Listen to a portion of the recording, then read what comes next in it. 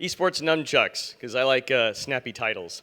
Rising Tide, I wanted to thank Intel for inviting me out. I wanted to thank them for actually running this initiative. I'm a big fan of Mindshare. I like people getting together and talk about things and hopefully, prevent catastrophes. Maybe if we all knew a little something, maybe this tide would be a little earlier, save the Titanic, whatever.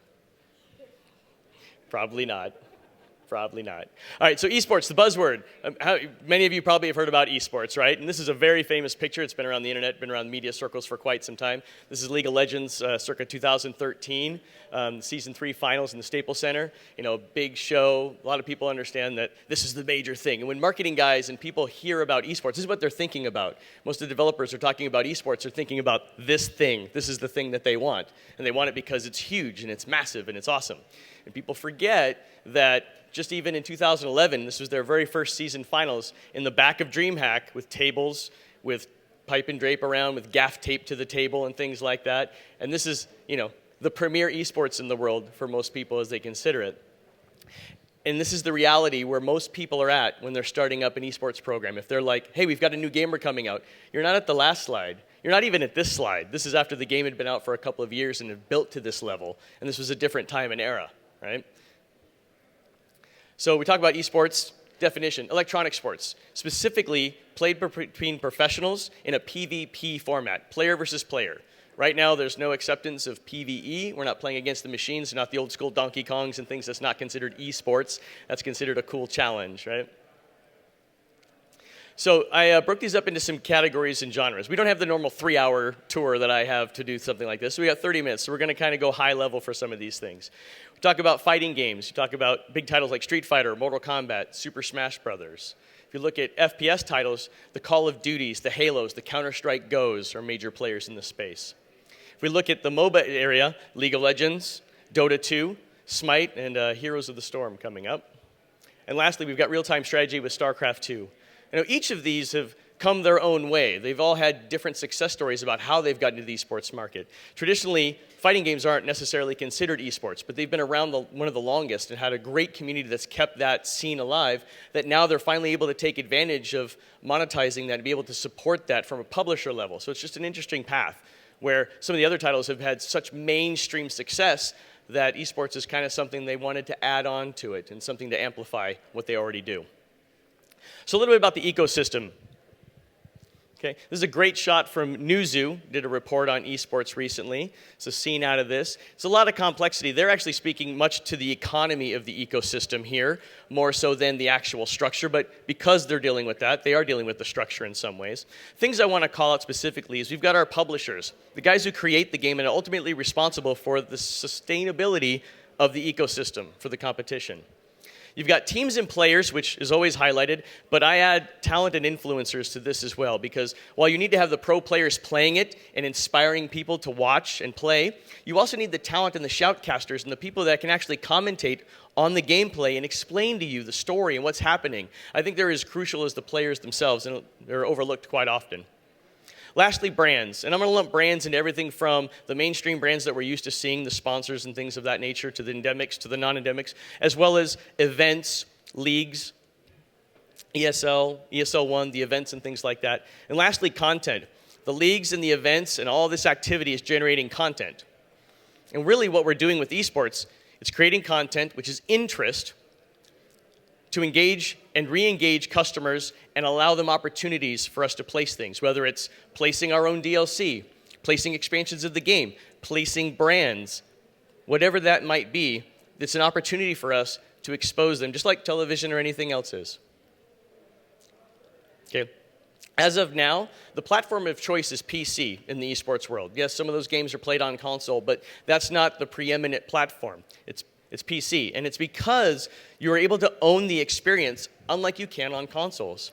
If you talk about PvPnet, BattleNet, Steam, when somebody goes to one of these locations and plays the game, they're immersed in the entire experience. That company controls what they view, what they see, what's streamed, what's popped up in front of them. Everything about that experience is owned on a PC that's not quite there yet on a console level. Okay, so you're all playing within this whole ecosystem in a single place. Okay? Another piece that people miss, the opportunity. PCs offer an opportunity that consoles don't traditionally because of the breadth of sponsors and partners that are available in the space. You talk about an Xbox, you only have so many levels of peripherals that you can get into.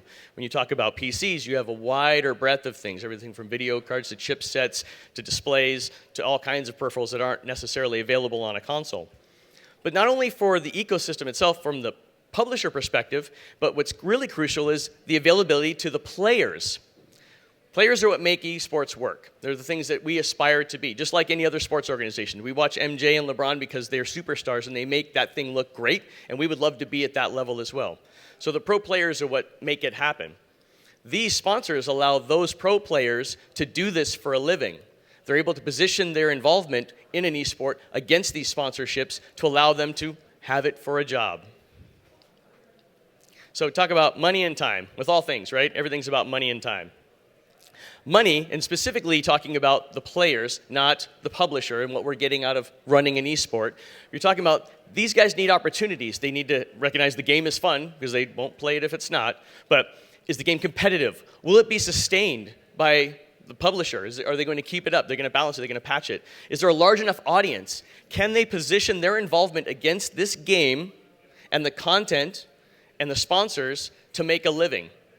Or are they just going to go play the other game instead of playing this game? So they look at this holistically like, sure, this new game is out, it's exciting, but is it going to be something that I can transition to? And this is from a player level, but even a team level. If you look at a Team EG or any other teams out in the space, if they're thinking about bringing on a new team, new players for a new game, they're like, okay, well, what is our monetization strategy against this game? Are we going to be able to bring in 5 players and an alternate and a coach and be able to bring in enough revenue to justify us playing in that from the audience perspective, from a direct money perspective? And time, it's one thing that's overlooked a lot. As publishers, we're trying to get out there and get marketing, which I'll talk about in a minute. But for an esport to actually be sustained, it needs time. The game needs to launch.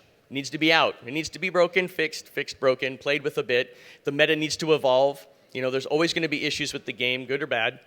The community needs to get built. Who the heck is going to watch? Who's going to be a part of this? Who's going to play this if they don't have time to build and have excitement around that? And lastly, the talent that I spoke of earlier. We need those commentators, shoutcasters, observers, the guys who actually play or utilize the tech or explain it to us. They need time to learn the game and understand the meta and be able to talk to you about deep details that can make you understand what's going on. All right, so models. So I didn't get into structure so much because we don't have time for this much, but at a high level, I put together some models of the industry here. So one is the community model. Essentially, they're running it for you. You don't control it. You might support it, you might not, you might just let it go. This is a classic example of the fighting game community for the longest time is because they just haven't had the ability to sustain or support a competitive scene. So us organizers have done it ourselves over the years. We just run tournaments and we support off ourselves.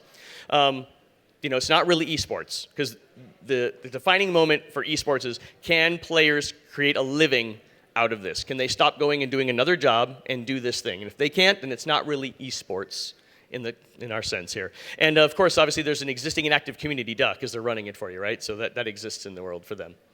Another one is the earned it. And the earned it comes in 2 ways. Either you earned it by having the biggest game out there and you have a huge audience and you can choose to have an esport, right? You've sold 60 million copies of the game. Congratulations. Hey, guess what? We're going to do esports because we can. Or you've earned it the right way. Well, I'm not saying that the right way. Let me take that back. You've gone the right roads. You've created an esport from the get-go. You've actually developed that as your strategy, not as an alternative to what you've done traditionally, right? This is what you've done to do this. Congratulations to that. It's not an alternative model. It's your primary model, perhaps. Maybe you have an existing community, and the idea that you've built it the right way. Yes, you have a community because you've developed it through the beta, through the time periods of that. On the other side, just because you've sold 60 million copies doesn't mean that people are going to be interested in watching a competition for the game, right? They just might like playing the game. That doesn't mean they want to watch people play it. Different demographics. Another mode for doing this is a quality tactic. Hey, we're in this space. Our competitor's doing it. We should do it too. Keeping up with the Joneses. And lastly, it's the want it group. And this is all the new games that are coming out, right? And even some that are existing in this space. They want it. They want to be an esport for some reason. Whether it's they want to be in the club. Maybe there's a game that was out 12 years ago. that's got a resurgence. They're redoing it, and they're like, we had a tournament scene years ago. We want that again. We were the top dog. We want to have this again. Whatever their motivations, maybe the game lends itself to competitive play, and because of that, they're like, well, we should be an esport. Whatever the case is, equality tactics, and let's assume that there's no community with this. There might have been a community 12 years ago. There might be some people that have been around for a long time that have been playing, but that's not a thriving esports community in the common sense of the term, where people are actively playing, participating, and watching competition. So tactics is my favorite part. So when I talk to the marketing folks, when I talk about, okay, so we've got this new game that's coming out, and they go into their toolbox and they pull out their ad hammer, right? They're going to make a commercial. And for the most part, our marketing guys know how to make a commercial for the game. They know their demographics, they know what partners they work with, they know the agencies. They take out their hammer and they hammer in their commercial and stuff. And just like any other hammer, sometimes they hit their thumb, right? They hurt themselves, they missed their mark a little bit. Maybe the commercial didn't quite resonate they wanted to. But for the most part, they understand that tactic and how to do that, right? This is why esports are nunchucks. Right? They're cool. Like, I pull these around. People love these. Like, hey, check out the nunchucks. Like, if I gave you these, right? If I hand these to you? Like, those are cool. You know what they are, right? You get it. You see it. You visualize it. You know what that is. But that does not mean that you know what the hell to do with those things. And if I left you alone for 5 minutes, you'd probably end up hitting yourself in the face and giving yourself a black eye. Or you might be able to use that and hammer a commercial, right? You might be able to actually use that for something and do something out of it. You might have some success. You might knock out that guy behind you because you want to. But the idea is that it's not a traditional tool that you would use, right? Just because you have nunchucks, whoops, and one, doesn't make you this guy. Just because I give it to you does not mean mastery because you have a game. It takes time, it takes patience, it takes learning to be able to master something like that. Hope that resonates a little bit. So for me, if I have any message I send to you and you guys take away from this is that you don't have to try and build esports. The goal would be to try and create a community of competition that thrives and sustainable, that people enjoy. Let other people call you esports. Don't go out there, don't be pretentious and say that you can play in the same space as other people, right? Take the time, do it right, build your competition, build your community. Because you cannot make it an esport. Sure, you could pay. You could pay a lot. You could pay and develop something and have a series and have some people participate. That doesn't mean you're going to get the viewership. It might mean you have, good, congratulations on your 2,000 viewers. Good job. But the idea is that you can't make this happen. The community decides. The consumer decides if you're going to be an esport, right? But you can certainly take steps to make sure that you're not. You can develop things in the game that break it. You might put the features and feature sets and tools in it that you need to be able to be an esport. So what are we going to try and do? We're going to try and create competition and influence the things and focus on the things that you can do to make it successful. So things that are within your control and that you can influence. The game. And I know there's a lot of developers, so don't get boo-boo about making a bad game. It's not about making a bad game. It's about making a good game that has the tools and is set up to be esports compatible or competition compatible, right? It has to have the things that they need in it, PvP. It needs to be entertaining to watch. All the things that are exciting for somebody to participate in and to view and watch. Right? Don't launch broken anything. If you know that matchmaking doesn't work, don't launch it. Or, because deadlines are a reality, right? We can't always choose when we launch a game. Don't go hard into competition. If you know that there's something broken that's going to affect your competitive plans, don't launch that part of it yet. Push it back. Because all it's going to do is going to magnify all the things you've done wrong. And then you're going to be in the media. Look at this game. It's broken again. Look at this. Can't matchmake. You're going to have funny videos made of you. And if that's the direction that you want, hey, go have that. But I wouldn't recommend it, right? It's my job to tell you not to do that. So another one is monetization. This is a fun one. So ideally, you're going to create some kind of strategy that isn't going to just piss off and irritate your consumers. Announcing that you have an $80 DLC before launch or right at launch is going to make people go insane. It's going to affect the meta of the game. Like, when does that come out? How does that affect the gameplay? As a competitive environment, we don't like big bumps like that. We like manageable ones that we know what's coming and understanding. But from a consumer point of view, we all know this is just an industry problem, right? We're like, how do we make more out of a $60 game that we need to do for a $100 million investment? We understand that, but it's about when you message it and how you message that. And another option is not to have a monetization strategy. Maybe you have a different measure of ROI. Maybe you're looking at market share. Maybe you're looking at just keeping up with the Joneses, right?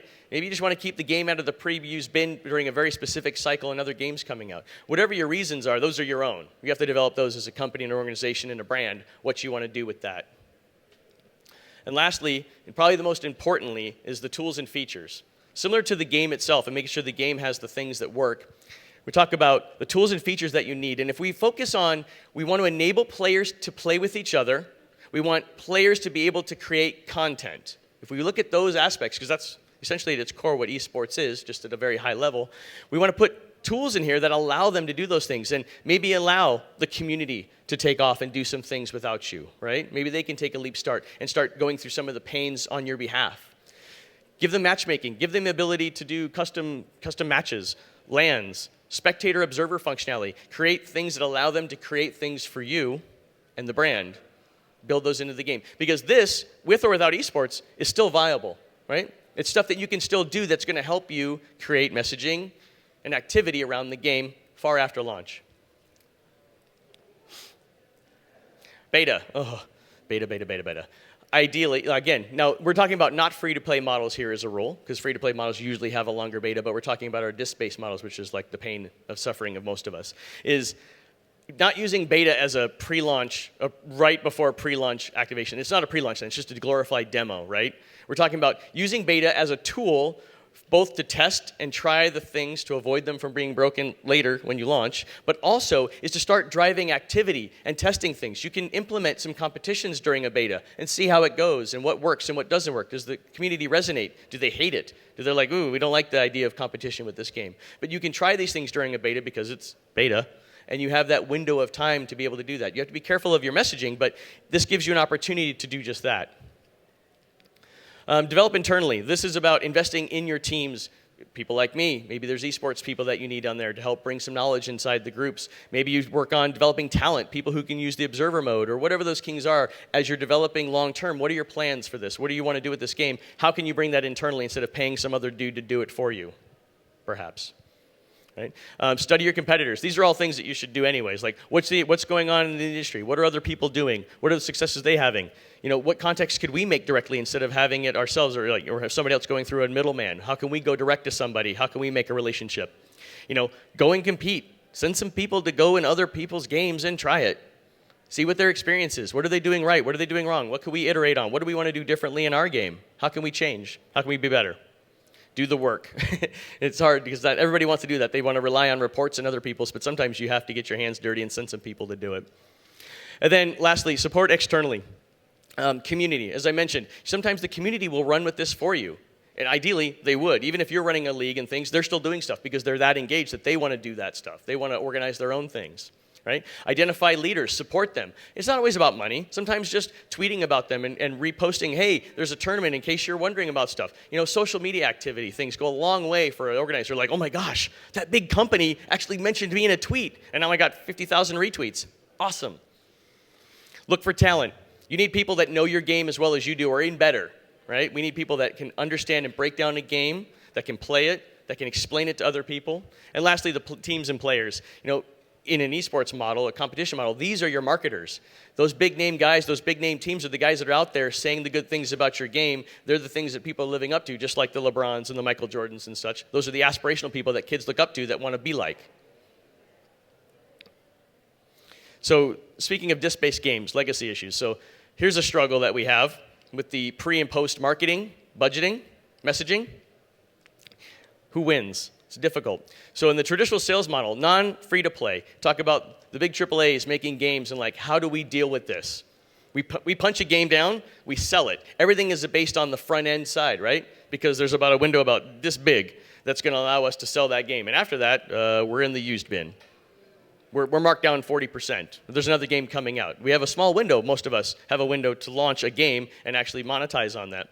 So it's all about building excitement, anticipation. We need mass audiences for these massive titles, right? We need to have huge amounts of numbers. It's not just the esports guys, because there's this much, and then there's all these other people in the community, right, that we need to sell to. So esports is a tactic, not the whole enchilada for most things. You know, I'm sure every one of us has a marketing guy in our team that he could actually tell you, if you give me X dollars, I can turn you X units on that. Does anybody have a marketing guy like that? Almost every single one I've ever gone to is like, okay, my brand guy, if you give me $500,000, that's going to translate to this many units because I'm going to do this tactic, and this tactic. Be mindful. One big concern about what you do pre-launch, post-launch, what message that you send. Are you too competitive? Are you not competitive enough? Are you embracing your community? Do they care?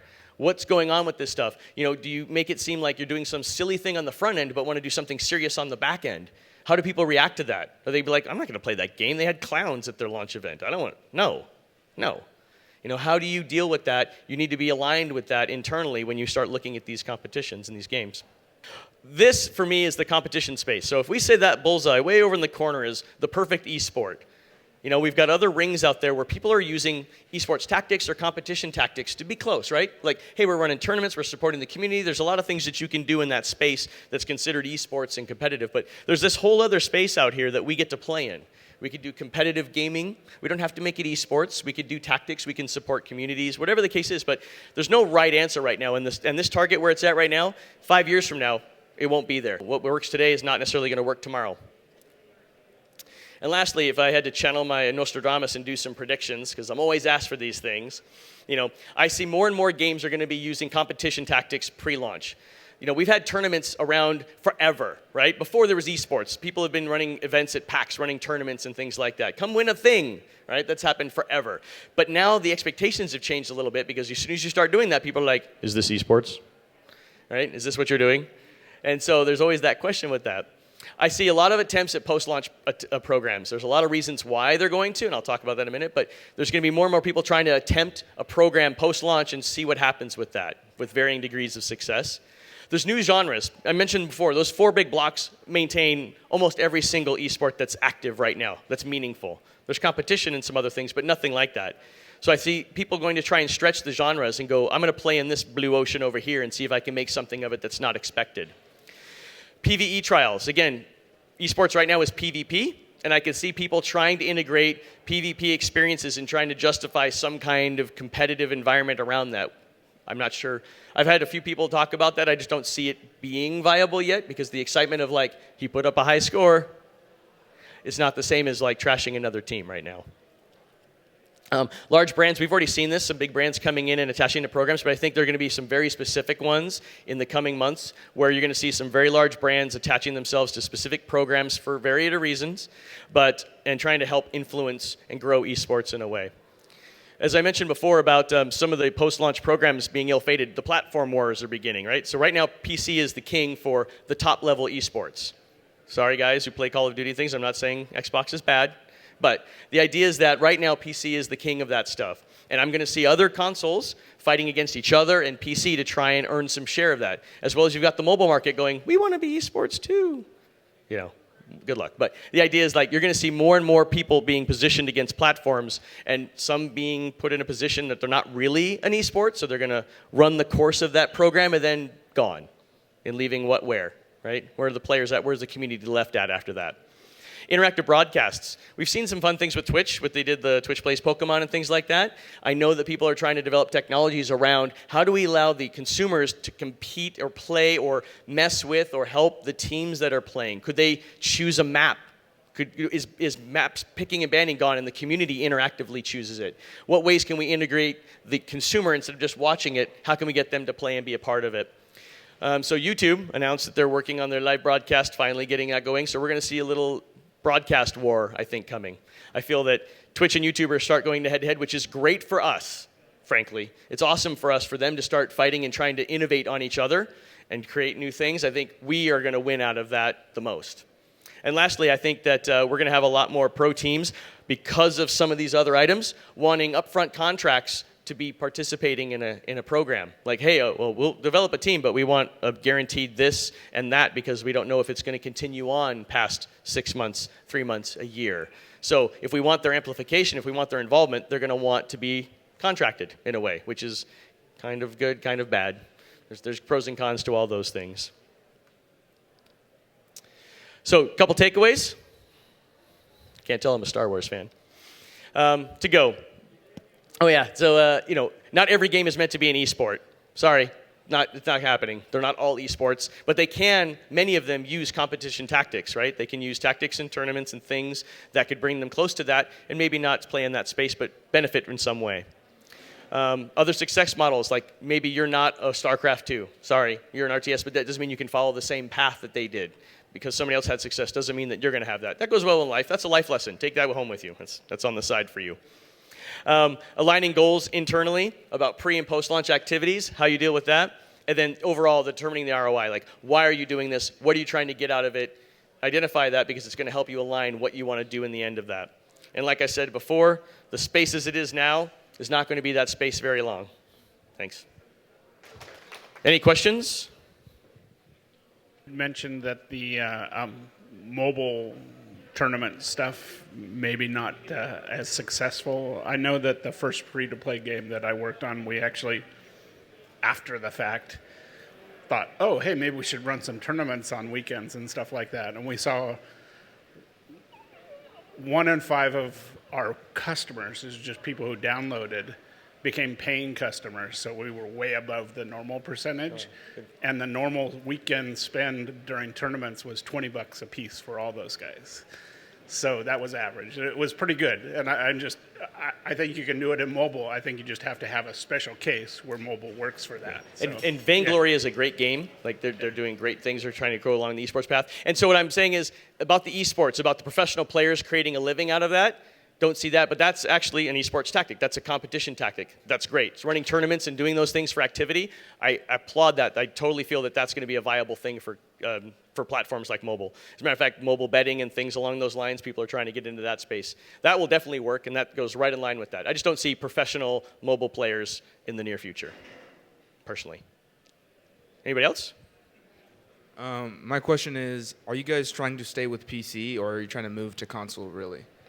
That's a split group. It depends on the game. So like the Call of Duty guys are like, no, leave it Xbox. But the PC guys that play CSGO are like, PC Master Race, consoles suck. So it's just an opinion of things. So I don't think any one group or person is trying to move to that. You've got certain people in key positions that would love to see one or the other because of influence, because of background. But I don't think that one benefits us more than the other, really. I mean, it depends on, someday all the consoles and PCs will have peripherals that match either side. You can play a PlayStation controller on a PC or whatever, and it's seamless, and the controls, and it'll limit that, but that's not where we're at now. So for now, no, it's going to be who designs the game around that platform.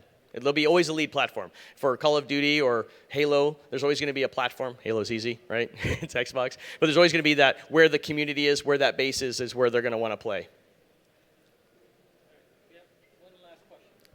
You mentioned briefly about the business models behind these games. Like going into and making these kind of competitive tactics, do you feel like a free-to-play has a really much lower barrier to entry? Do you think that's better to grow a competitive game versus kind of like an upfront thing? And then does the gating of certain characters versus only doing cosmetic things, like how do you see that as the barrier for entry for new players?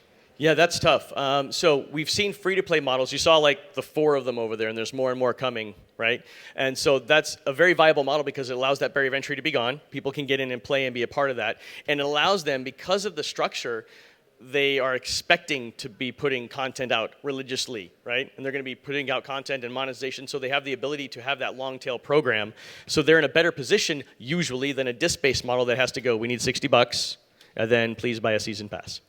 Right, so it's harder to support that post-launch. So I think that everybody's seeing games as a service. I think everybody is looking to change that model, but it's tough, right? Because like these companies have been built on, we print the disc, we send it out, we make money, we do another one next year or a different version. So it's going to take time for us to shift our models to be able to even support that. So you're going to see few games pop up here and there. They're going to have limited windows. I think that's why the community is so key, is that even if we don't support it, the community is going to do things with that and keep that alive. We just got to be able to try and offer the support that we can when we can do it. That's a tough one, though. All right. Thank you, Rob. Yep. Thanks.